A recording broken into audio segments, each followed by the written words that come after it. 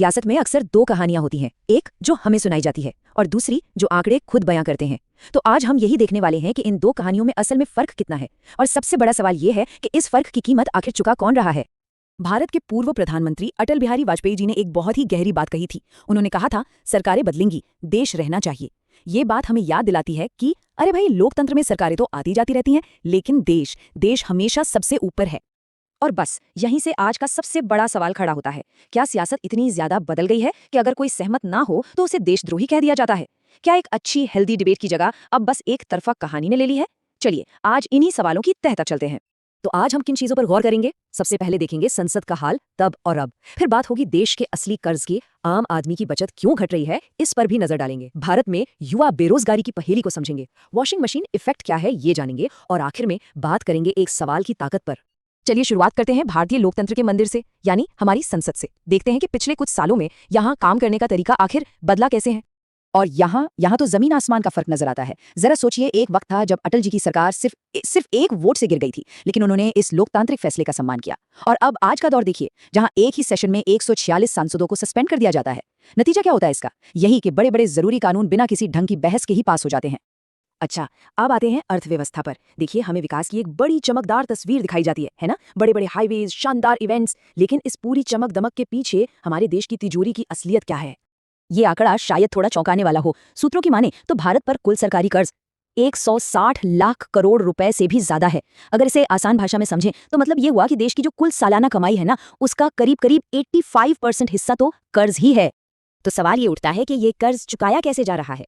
देखिए, एक तरफ तो बड़ी बड़ी कंपनियों के लिए कॉर्पोरेट टैक्स को 30% से घटाकर 22% कर दिया गया, और दूसरी तरफ आम जनता से इनडायरेक्ट टैक्स के जरिए लगभग 30 लाख करोड़ रुपए वसूले गए। इससे साफ पता चलता है कि आर्थिक बोझ असल में पड़ किस पर रहा है।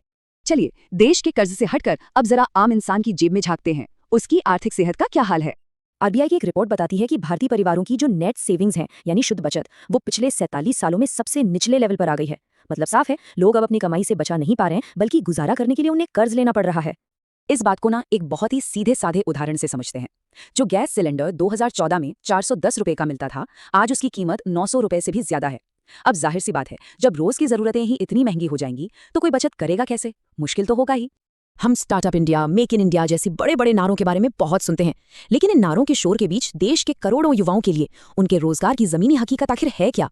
अंतर्राष्ट्रीय श्रम संगठन यानी ILO, उसकी 2024 की रिपोर्ट एक काफी चिंताजनक तस्वीर सामने रखती है।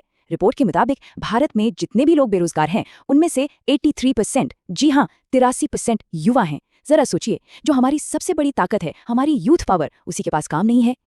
और ऐसा नहीं है कि ये मुश्किल सिर्फ कम पढ़े लिखे लोगों के लिए है। पढ़े लिखे ग्रेजुएट्स में बेरोजगारी की दर 29% तक पहुंच गई है, और बेचारे वो युवा जो सरकारी नौकरी की आस लगाए बैठे हैं, उन्हें सामना करना पड़ता है पेपर लीक जैसी चीजों से।